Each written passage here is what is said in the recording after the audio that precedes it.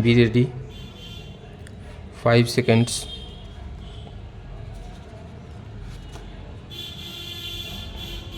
Start. While making any correction in the entries relating to these matters, the requirement of moving the application within 3 years has to be adhered to, as any correction in regard to these entries would have an impact on the rights of other candidates when they seek admission to higher classes or employment. However, the other particulars contained in the certificate, like the name of the candidate or the names of the parents of the candidate, are not that relevant, and any correction made in regard to these particulars would have no impact on the admission or employment of other candidates. When so considered, we feel persuaded to hold that the time limit of 3 years prescribed in the substantive part of Regulation 7 for submission of an application for making correction in the certificate issued by the board in regard to the name of the candidates or the names of the parents of the candidate should not have been insisted upon, particularly when the board itself considered it appropriate, or the names of the parents of the candidate to have no time limit under the proviso for making correction in regard to any spelling mistake in the name of the candidate or his parents.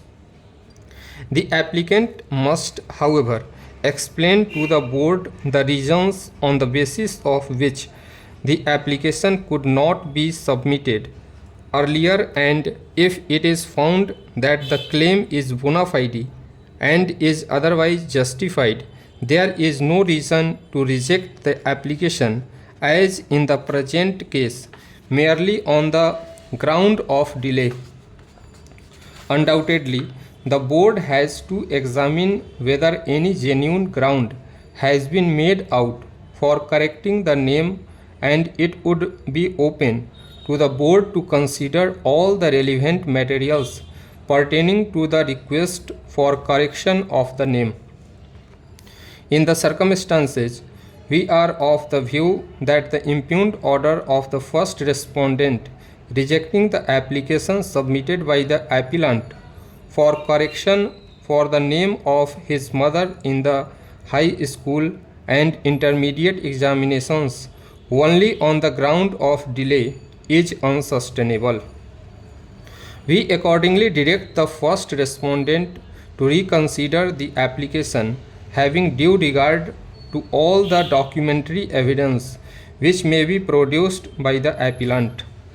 The first respondent would also be at liberty to summon all the relevant records from the concerned institution for the purpose of deciding the application of the appellant. We clarify that the interpretation which we have placed in the aforesaid terms governs only the mistakes in the certificate in the name of the candidate in the names of his parents. The first respondent shall now pass a fresh order in accordance with law within a period of 4 months from the date of receipt of a certified copy of this order. In order to facilitate this exercise, the impugned order dated 11th October 2013 is set aside. The order of the learned single judge shall in consequence be set aside and be substituted by the aforesaid directions. The appeal is accordingly allowed to the extent indicated above. Stop.